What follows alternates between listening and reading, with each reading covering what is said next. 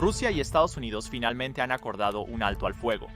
Los puntos principales incluyen una navegación segura en el Mar Negro, la restauración del acceso de Rusia a los mercados agrícolas y de fertilizantes globales, y, por último, por supuesto, una prohibición de cualquier ataque a la infraestructura energética en Rusia o Ucrania.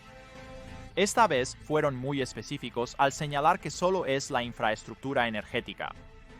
Pero ¿fue la navegación segura de los buques en el Mar Negro la parte más importante de este alto al fuego? Y aquí hay más detalles sobre eso.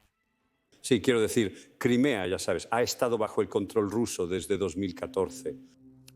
Sebastopol se encuentra en la pequeña costa suroeste de Crimea. Fue la sede de la flota del Mar Negro y la flota del Mar Negro ha sido básicamente expulsada de allí ahora y empujada hacia una base rusa, Novorossiysk, justo en el territorio ruso. Los rusos han sido despejados del oeste del Mar Negro y luego el área al noreste de Crimea. Ese es el mar de Azov. Y el estrecho de Kursk, donde está el puente de Kursk, ese pequeño pedazo de territorio allí entre Crimea y la Rusia propiamente dicha, eso es Kursk. Y el hecho es que los rusos controlan todo el mar de Azov, mientras que solía ser un territorio que se compartía o una vía marítima que se compartía entre Rusia y Ucrania. Así que es muy ventajoso para los rusos. Si pueden regresar legítimamente al Mar Negro y hay un alto al fuego en toda la zona, eso les beneficia en cierta medida. Este alto al fuego en el Mar Negro es crucial no solo para Rusia, sino también para otros involucrados en la región. Es beneficioso para las dos partes. Antes de continuar, sí pueden suscribirse abajo para estar al día con noticias geopolíticas como esta. Comencemos. Como muchos de ustedes ya pueden saber, Ucrania solía ser llamada el granero del mundo debido a la cantidad de grano que realmente exportaban a otros países. Es precisamente por esto que en realidad se negoció un acuerdo de grano del Mar Negro en julio de 2022. Fue entre Turquía, la Organización de las Naciones Unidas y Rusia. Este acuerdo aseguró que la Organización de las Naciones Unidas pudiera seguir exportando granos a través de sus puertos del sur. Y a cambio de no atacar estos barcos ucranianos que transportaban grano, también se permitió a Rusia exportar productos agrícolas rusos a todo el mundo. En palabras simples, fue una especie de alivio de sanciones para Rusia, específicamente para sus productos agrícolas. Pero Putin decidió retirarse de este acuerdo. Acusó a Occidente de no ayudar a los rusos cuando se trata de los pagos por los productos que Rusia estaba exportando. No solo se trataba de exportar los productos. Rusia también requería acceso a los sistemas de pago occidentales para cobrar por todo lo que vendía al mundo. Sin acceso al sistema de pago, Putin se retiró del acuerdo. Pero ahora tenemos prácticamente el mismo trato que ha vuelto a entrar en vigor, con una diferencia importante. Ahora, Estados Unidos ayudará a Rusia a garantizar que se le pague. Esto implica que Rusia podrá acceder a los sistemas de pago occidentales. Aunque parece que Rusia se beneficia mucho de este acuerdo, no es completamente verdad. Ucrania también se beneficia, especialmente en relación al alto al fuego en el Mar Negro. Y aquí hay más detalles al respecto. Y para los ucranianos necesitan sacar su grano de Odesa y los puertos de Odesa a lo largo de la costa hasta el Bósforo, en la parte inferior izquierda del mapa, hasta el Mediterráneo. Y el Bósforo, por supuesto, eso es Turquía, controlado por Turquía. Han controlado el Bósforo bajo el Tratado de Montreux desde 1936. Así que depende de ellos quién entra y sale del Bósforo en tiempos de guerra. De lo contrario, debe permanecer abierto, pero ellos controlan el acceso. Turquía ha jugado limpio y ha dicho que no permitirá barcos de guerra a través del Bósforo mientras haya combates. Estuvieron muy acertados al hacerlo. Pero, por lo tanto, el beneficio para los ucranianos es que pueden sacar más de su material desde los puertos de Odesa hacia el Bósforo, un poco menos peligrosamente de lo que lo hacían en el pasado. Quiero decir, hasta ahora han sacado bastante material. Su comercio en cantidad de barcos ha regresado al nivel previo a la guerra. Pero deben abrazar la costa todo el camino hacia abajo, a través de los países y estados amigables con la OTAN. Así que no es lo más seguro que hacer y les gustaría abrir eso. Así que hay beneficio para ambos, pero más beneficio para Rusia que para Ucrania, si hay una tregua completa, por así decirlo, en todo el Mar Negro. Otro aspecto clave de este alto al fuego es, sin duda, la infraestructura energética. Parece que esta vez todos han acordado que habrá una pausa en los ataques a la infraestructura energética de cada uno, y no hay confusiones sobre si un lado está diciendo energía e infraestructura y el otro lado está diciendo infraestructura energética. Sabemos con seguridad que solo será infraestructura energética. Pero esta vez Ucrania añadió una nueva condición a este acuerdo de alto al fuego. Antes de continuar, recientemente superamos el 1.000.000 de suscriptores. Desde entonces, hemos sido inundados con correos electrónicos que nos hacen preguntas y nos piden consejos sobre cómo hacer crecer un canal de YouTube sin rostro. Aunque intento responder a cada uno de los correos electrónicos, a veces estos simplemente me quitan demasiado tiempo o hacen la misma pregunta que ya he respondido antes. Por eso, he decidido recopilar todos mis consejos de YouTube en un solo campamento de entrenamiento gratuito. Si te interesa iniciar tu propio canal, inscríbete en este campamento de entrenamiento haciendo clic en el enlace de la descripción o escaneando el código Quick Response en pantalla. Allí compartiré todo lo que necesitas y responderé cualquier pregunta que tengas sobre YouTube sin rostro. Inscríbete ahora porque, a diferencia de los videos de YouTube, el campamento de entrenamiento es como una llamada de Zoom, limitado a solo 100 personas. Así que regístrate para un lugar antes de que se llene. Ahora volvamos al video. Esta nueva condición que puso Ucrania fue que Ucrania quiere que un tercer país se asegure de que tanto Rusia como Ucrania están siguiendo las reglas del alto al fuego. No quieren que Estados Unidos sea el mediador o, supongo, el ejecutor de estas reglas de alto al fuego. Muchos especulan que esto podría deberse a que los funcionarios ucranianos ya no confían tanto en Estados Unidos, especialmente después de los recientes comentarios de Steve Witkoff. Esta es la declaración del ministro de Defensa ucraniano justo después del alto al fuego. Puntos clave de la reunión entre Ucrania y Estados Unidos. Todas las partes han acordado garantizar la navegación segura y eliminar el uso de la fuerza y prevenir el uso de buques comerciales con fines militares en el Mar Negro. Aquí está la parte crucial que Ucrania se aseguró de que Estados Unidos no divulgara. El lado ucraniano enfatiza que cualquier movimiento de Rusia de sus buques militares fuera de la parte oriental del Mar Negro constituirá una violación del espíritu de este acuerdo y se considerará como la violación del compromiso de garantizar la navegación segura del Mar Negro y una amenaza para la seguridad nacional de Ucrania. En este caso, Ucrania tendrá pleno derecho a ejercer el derecho a la autodefensa. Aquí es donde creo que debe estar claramente definido qué se considera la parte oriental del Mar Negro y qué se considera la parte occidental, porque siento que ahí es donde van a surgir los desacuerdos, donde Rusia va a decir, creemos que esto es solo la parte occidental porque Rusia va a afirmar que Crimea es rusa, mientras que los ucranianos afirmarán que es ucraniana, y por eso cualquier agua de Crimea se considera fuera del alcance de Rusia. De todos modos, pasando al punto 2 en el tuit, todas las partes acuerdan desarrollar medidas para implementar el acuerdo del presidente de prohibir los ataques contra las instalaciones energéticas de Ucrania y Rusia. Tercer punto, y este es el nuevo, todas las partes agradecen las buenas oficinas de terceros países con la vista puesta en apoyar la implementación de acuerdos energéticos y marítimos. Por ende, para los acuerdos de alto al fuego marítimo y energético, Ucrania desea que un tercer país garantice que ambas partes cumplan las normas. Creo que esta es una buena idea porque, al final, Rusia afirmará que Ucrania rompió el alto al fuego y simplemente atacará.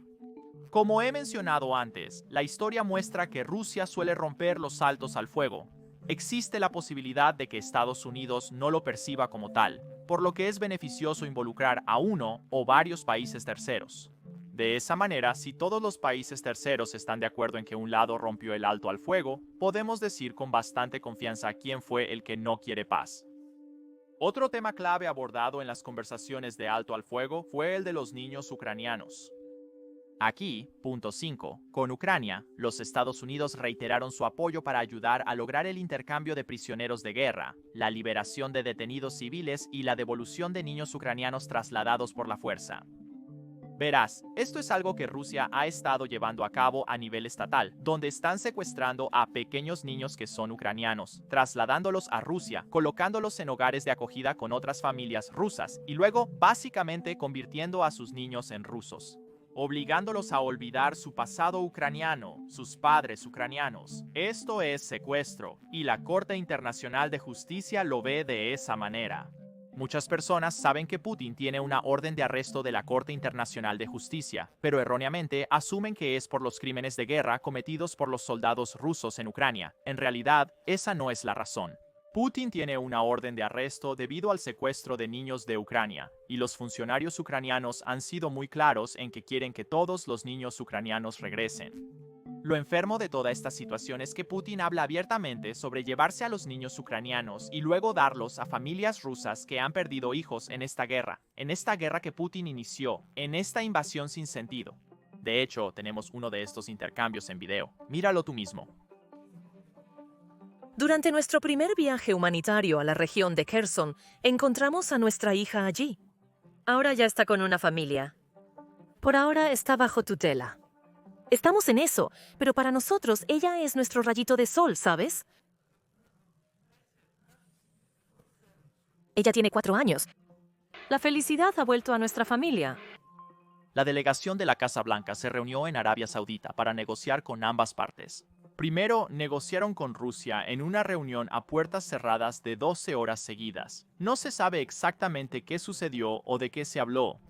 Luego hubo una reunión con los ucranianos y luego recibimos una declaración. La Casa Blanca emitió 2 declaraciones, una para la reunión con Ucrania y otra para la reunión con Rusia. En su mayor parte las declaraciones eran bastante idénticas excepto por un punto. Así que repasemos cuál fue ese punto.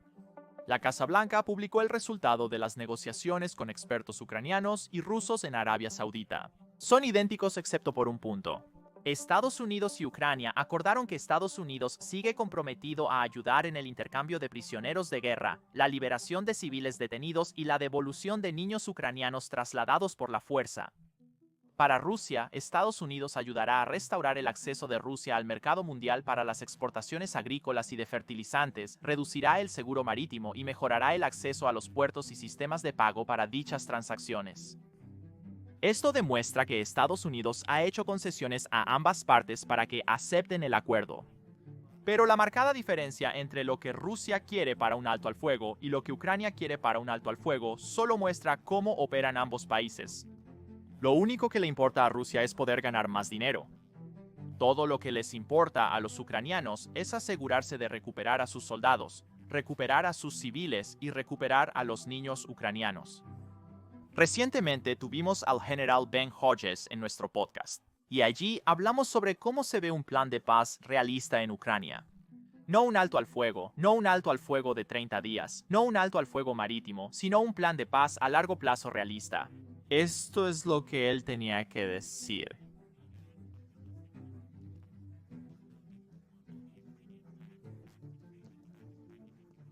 ¿Qué consideras un plan de paz realista? Idealmente toda la tierra ucraniana volvería a Ucrania, con las fronteras de 1991, pero la administración Trump parece estar haciendo estas concesiones importantes. No hay OTAN para Ucrania, que la administración de Biden tenía prácticamente la misma línea.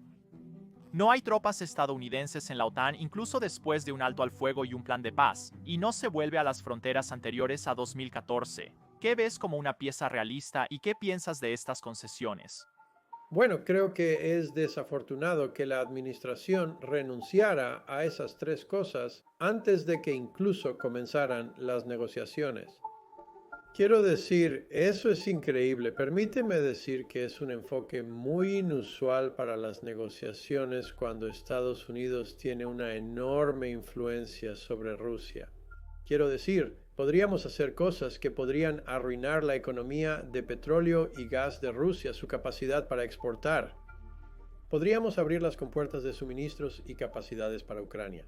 Hay tanto que el presidente podría estar haciendo para ayudar a Ucrania a obligar a Rusia a negociar de buena fe.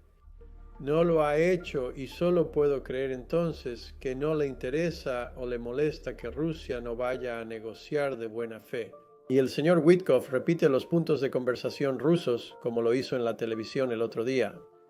Entonces, para Ucrania, creo que aquí es donde Europa va a tener que, así como Canadá y por supuesto Reino Unido y otros países, van a tener que darle a Ucrania lo que necesita para seguir luchando, para seguir defendiendo su territorio y su gente y también la economía de Europa.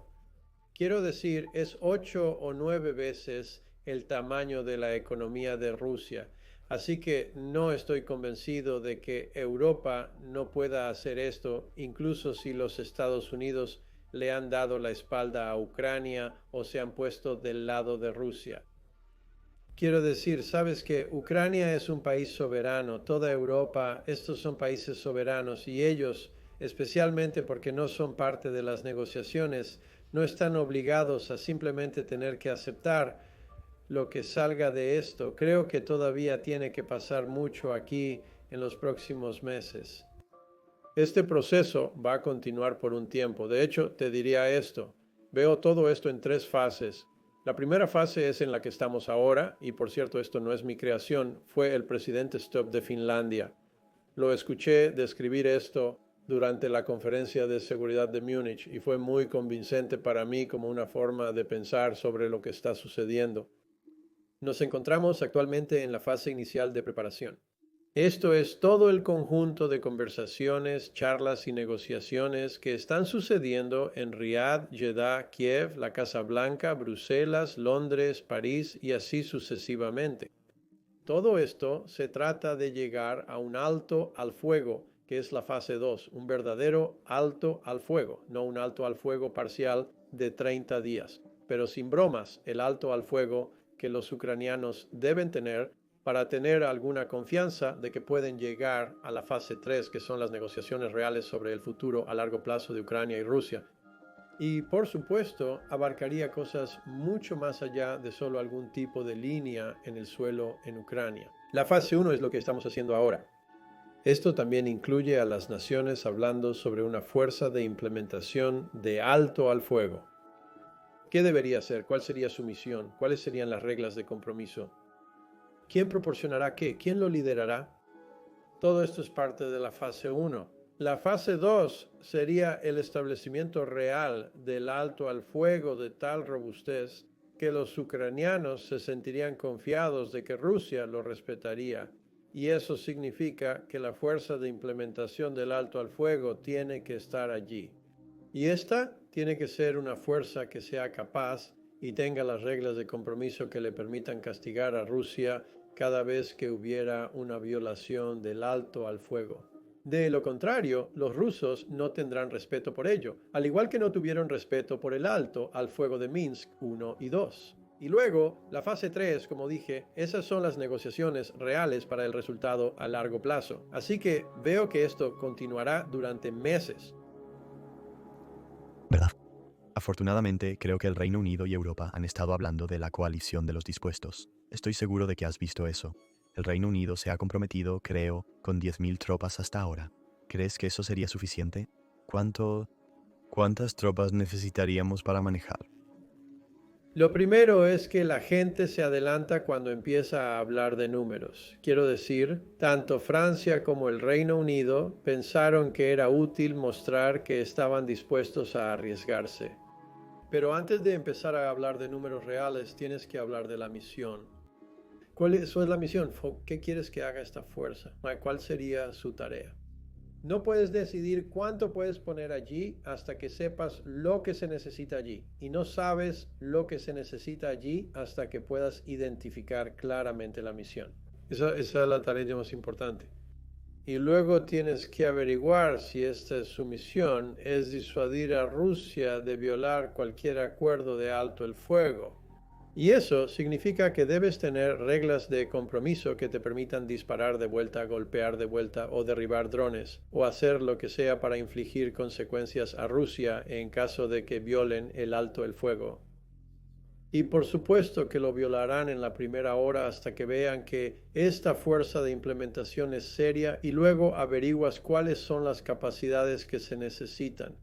Obviamente, esto tendría que ser algo con capacidades aéreas, terrestres y marítimas, un dron y defensa aérea y de misiles contra drones, golpe de precisión de largo alcance, ingenieros logísticos, todo lo necesario para disuadir a Rusia de las violaciones.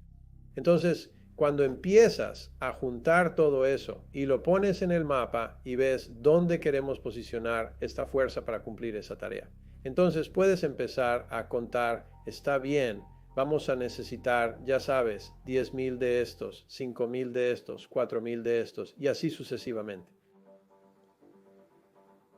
Rusia se opone firmemente a esto una vez más. Rusia afirma que no permitirá tropas de ningún país de la OTAN en Ucrania, incluso si vienen bajo bandera nacional.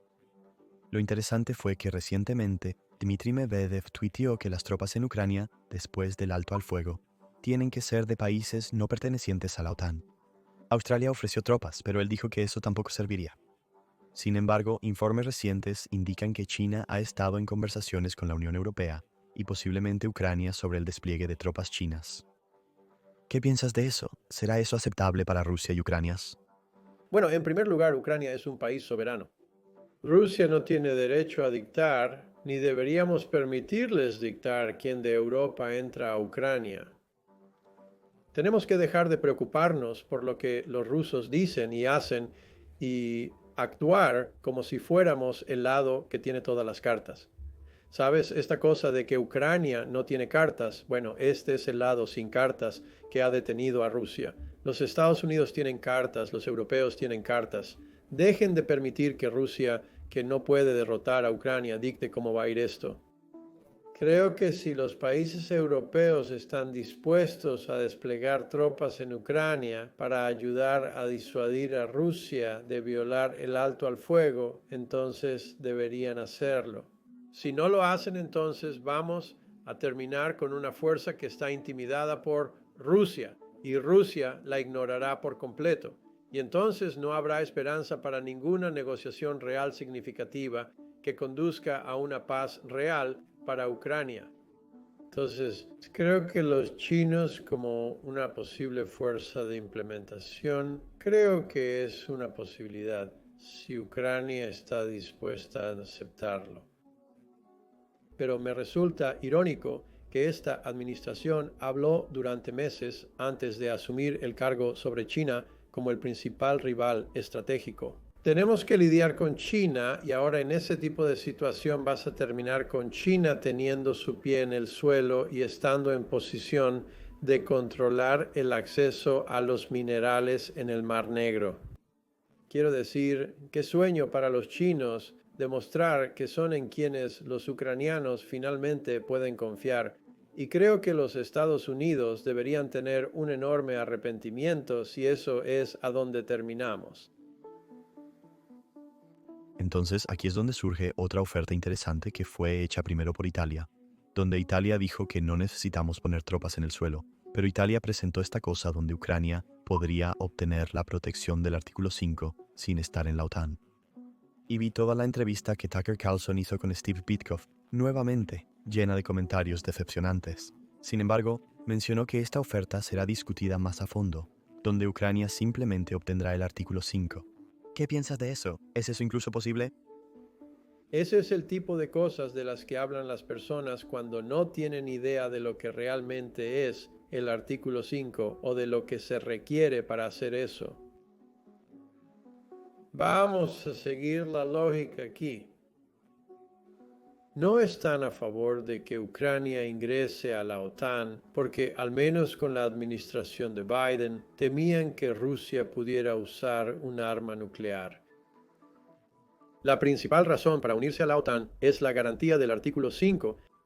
Entonces, la idea de que de alguna manera daríamos a Ucrania el apoyo al artículo 5, lo que significa que los países de la OTAN usarían la fuerza contra Rusia, quiero decir, esa lógica no coincide con todos los últimos años de por qué no dejarían entrar a Ucrania en la OTAN.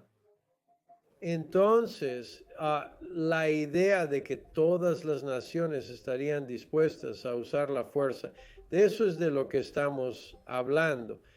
El artículo 5 significa que un ataque armado a Ucrania se consideraría un ataque armado a la OTAN. Entonces, ahora vamos a usar la fuerza contra Rusia, que por cierto, dentro de Ucrania estoy totalmente a favor, para ayudar a restablecer la soberanía de Ucrania.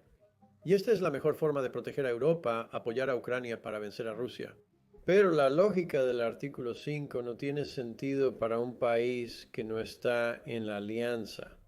Y dudo seriamente que lograrías que 32 naciones estuvieran de acuerdo en hacer eso. Ni siquiera pueden conseguir que Hungría esté de acuerdo ahora mismo en proporcionar ayuda a Ucrania contra Rusia. Y no estoy seguro de que todos los demás aliados estén dispuestos a hacerlo. Por supuesto, las naciones son naciones. Las naciones pueden tomar decisiones soberanas para hacer cosas para ayudar a Ucrania por su cuenta. La OTAN no es un freno para eso. E Italia se está volviendo cada vez más capaz con una industria de defensa militar mucho más grande, mucho mejor, creo, de lo que muchas personas se dan cuenta. Y la primera ministra Meloni, ella es una super halcón en Ucrania. Así que me gustaría ver qué más está dispuesto a hacer Italia. Por último, como ustedes saben, durante las últimas 2 semanas, YouTube ha desmonetizado algunos de nuestros videos por hablar de temas sensibles y cubrir eventos violentos. Es por eso que recientemente abrimos membresías en el canal. De esta manera, ustedes pueden apoyar directamente nuestro contenido. De nuevo, no tienen que hacerlo. Continuaremos haciendo los videos, pero si disfrutan del contenido y pueden apoyarnos, pueden hacerlo inscribiéndose en nuestra membresía. Cuesta menos que una taza de café en Starbucks y se agradece enormemente. Con toda la charla de un alto al fuego negociado en Ucrania, que pone fin a la invasión rusa a gran escala, es fácil creer que la paz está a la vuelta de la esquina. Pero la historia indica lo opuesto. Como todos vemos, durante más de un siglo, los alto al fuego rusos raramente han significado el fin de las hostilidades. Han significado una pausa, una oportunidad para consolidar, reconstruir y prepararse para la próxima batalla. Para comprender el presente, observemos el pasado. Retiremos lo que queda de la cortina de hierro y revisitemos la historia de Rusia de pausas estratégicas. Y luego hagamos la pregunta importante: ¿qué se necesitará para negociar una paz duradera esta vez? Aunque podríamos cargar con sable en la era de Pedro el Grande y Carlos XII, hoy comenzaremos nuestro viaje en las trincheras del frente oriental de la Primera Guerra Mundial en 1918. La situación en Rusia era grave después de la abdicación del zar Nicolás II en marzo de 1917. Los bolcheviques, después de tomar el poder en la Revolución de Octubre, luchaban por su supervivencia contra enemigos internos y externos. La ola de ejecuciones y asesinatos que llegaría a definir esta área de la historia soviética apenas estaba comenzando. Y la guerra civil rusa se estaba calentando, la cual consumiría al antiguo imperio hasta 1922. Lenin sabía que el nuevo Estado soviético no podía seguir en la Primera Guerra Mundial mientras lidiaba con contrarrevoluciones internas. Su solución fue negociar un rápido cese al fuego para ganar tiempo para consolidar el control dentro de Rusia. Esto nos lleva a la fortaleza de Brest-Litovsk el 3 de marzo de 1918, en lo que ahora es Bielorrusia, para presenciar la firma del tratado que pondría fin a las hostilidades entre la Rusia soviética y las potencias centrales. Los términos favorecían dramáticamente a los alemanes, ya que el gobierno de Lenin cedió enormes territorios como Ucrania, Bielorrusia, los estados bálticos y partes de Polonia al control alemán. Esta fue una pérdida devastadora de recursos, industria y población, pero la Primera Guerra Mundial era inasequible y las hostilidades continuas serían fatales para el joven Estado soviético. Repentinamente, la frontera oeste de Rusia cambió drásticamente, debilitando considerablemente al Estado soviético. El territorio perdido incluía aproximadamente 50 millones de personas, un tercio de la producción agrícola del antiguo imperio ruso y la mitad de su industria. Pero Lenin podía ver los vientos de guerra soplando contra los alemanes y el tratado fue firmado. Así, para los bolcheviques, el tratado nunca fue concebido para perdurar. Veían la retirada como una estrategia para salir de la Primera Guerra Mundial, permitiendo una victoria temporal alemana mientras jugaban a largo plazo. El propio Lenin le dijo a sus seguidores bolcheviques: debemos cerrar los ojos y esperar el momento en que podamos recuperar con intereses todo lo que hemos entregado. Estaba apostando al resultado de la guerra y utilizando el tiempo intermedio para afirmar el poder en casa. Pronto, la apuesta daría sus frutos. El 9 de noviembre de 1918, el Kaiser Wilhelm II abdicó al trono alemán y 2 días después, el 11, su gobierno decapitado firmó el armisticio, admitiendo la derrota en la guerra.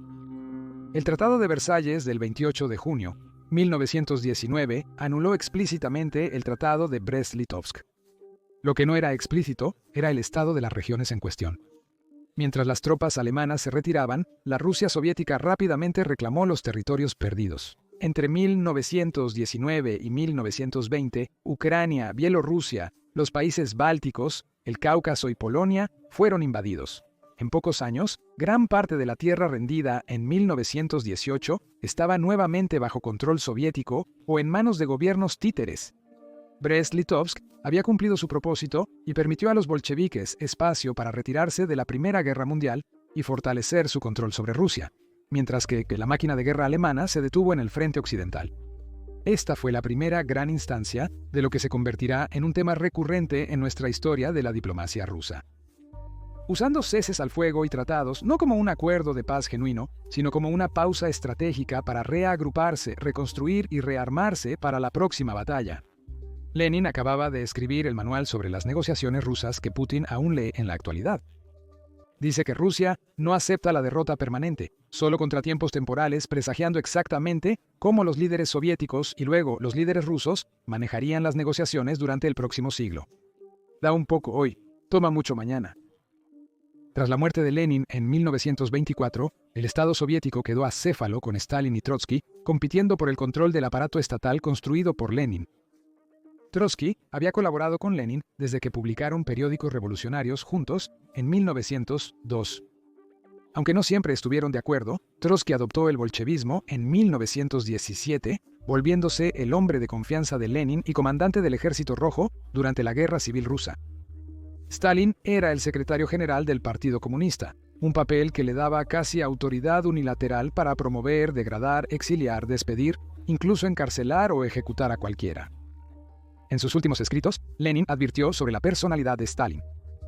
Stalin es demasiado grosero, y este déficit, aunque bastante tolerable entre nosotros y en las relaciones entre nosotros los comunistas, se vuelve intolerable en el cargo de secretario general.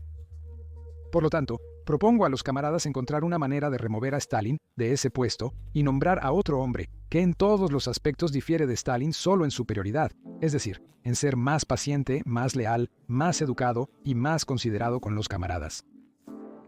Esta advertencia fue fuertemente suprimida por Stalin, y aquellos que mencionaban las últimas palabras de Lenin tenían la costumbre de desaparecer. Mientras Trotsky operaba con el consentimiento populista y la competencia en el campo de batalla, detrás de escena, Stalin estaba construyendo una red secreta dentro del aparato estatal para asegurar su ascenso al poder. Este golpe silencioso funcionó en etapas contra Trotsky. En 1925, fue forzado a dimitir como comandante de las Fuerzas Armadas. Luego, en 1926, fue removido de su asiento en el Politburó, tras un intento de establecer un partido de oposición a Stalin. En 1927, fue expulsado permanentemente del Partido Comunista y exiliado a los confines de la Unión Soviética en Kazajstán. Y, en 1929, fue expulsado completamente de la Unión de Repúblicas Socialistas Soviéticas. Trotsky siguió escribiendo contra Stalin en el exilio, mudándose de un país a otro mientras el dictador soviético lo vigilaba estrictamente. El movimiento final en su concierto llegaría en la Ciudad de México el 21 de agosto de 1940, cuando el agente de la Policía Secreta Soviética, Comisariado del Pueblo para Asuntos Internos Ramón Mercader, apuñaló a Trotsky en la cabeza con un pico de hielo.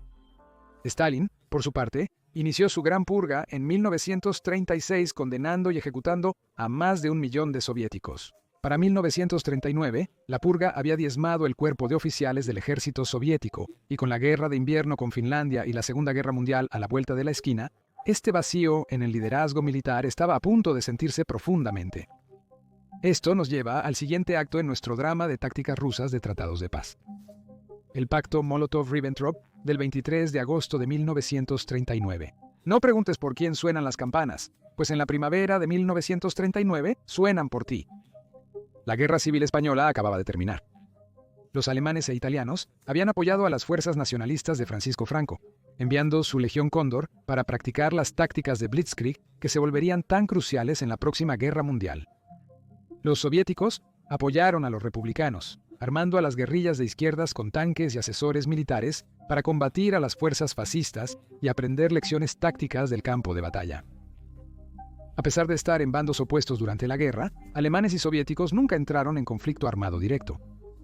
Esto demostró que eran capaces de controlar zonas de influencia separadas pero cercanas, y debió haber jugado algún papel en lo que sucedió después. El 13 de agosto, 1939, en nombre de Hitler, el ministro de Asuntos Exteriores nazi Joachim von Ribbentrop envió mensajes a Stalin solicitando una reunión. El 19, Stalin se reunió con el viceministro de Asuntos Exteriores de Alemania, permitiendo la visita de von Ribbentrop para reunirse con Vyacheslav Molotov en Moscú. El diplomático alemán llegó el 23 de agosto y esa noche se firmó el pacto Molotov-Ribbentrop. Para el público, el pacto prometía no agresión entre la Unión Soviética y la Alemania nazi por 10 años. Pero en secreto, les daba a ambos estados permiso para invadir a sus vecinos sin interferencia del otro.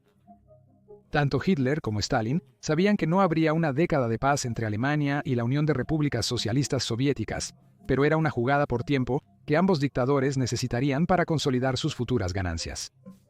Una semana después de la firma del pacto, el 1 de septiembre de 1939, los alemanes invadieron rápidamente Polonia. Los soviéticos atacaron desde el norte el 17, y para el 6 de octubre de ese año, Polonia ya no existía. Stalin no esperaba una negociación honesta. Estaba tomando un riesgo, como Lenin apostando al resultado de la Primera Guerra Mundial. Pensó que podría vencer a los nazis, dividir Europa y ganar tiempo para consolidar los países bálticos y fortalecer al Ejército Rojo. Pero el perjuicio ya estaba hecho. Como veremos pronto, había purgado a sus mejores oficiales, ignorado informes de inteligencia y puesto al Ejército Rojo en una grave desventaja cuando la Operación Barbarroja se desplomó el 22 de junio de 1941. Cuando Hitler invadió la Unión Soviética, Stalin se recluye por días. En meses, el Ejército Rojo colapsó y Polonia, los países bálticos y Ucrania quedaron bajo control nazi. En su lucha por el poder, Stalin había sido derrotado y necesitaría nuevas alianzas para contrarrestar la amenaza del eje. Ahora, revisemos lo que los soviéticos hicieron mientras tanto entre el pacto Molotov-Ribbentrop y el lanzamiento de Barbarroja. Para Stalin, la paz con Alemania significaba guerra con cualquier otro. El 26 de noviembre, los soviéticos llevaron a cabo una operación de falsa bandera, bombardeando Moyniya y matando a 4 de sus propios soldados. Recuerda este punto, ya que apenas comenzamos con los ataques de falsa bandera rusos. Stalin culpó del ataque a Finlandia, y el 30 de noviembre de 1939, el Ejército Rojo, con 450.000 soldados, 6.000 tanques y 3.800 aviones, cruzó la frontera, esperando abrumar rápidamente al más pequeño ejército finlandés.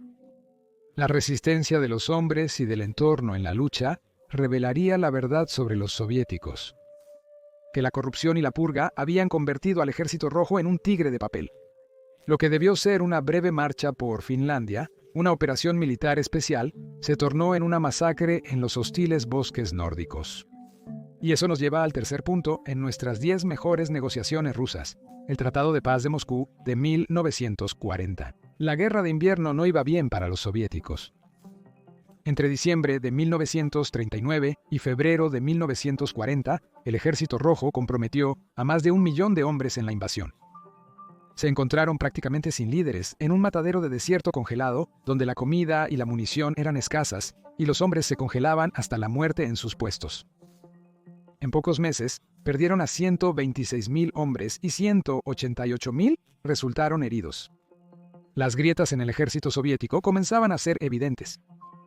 Recordando la invasión rusa de Ucrania en 2022, los finlandeses solo tenían una fuerza de 250.000, pero aún así lograron detener a un ejército soviético de 1 millón de hombres en seco, recurriendo a tácticas de guerrilla y aniquilando divisiones enteras. El 1 de febrero, Stalin perdió la paciencia con el progreso de su ejército y lanzó la defensa más grande de la guerra.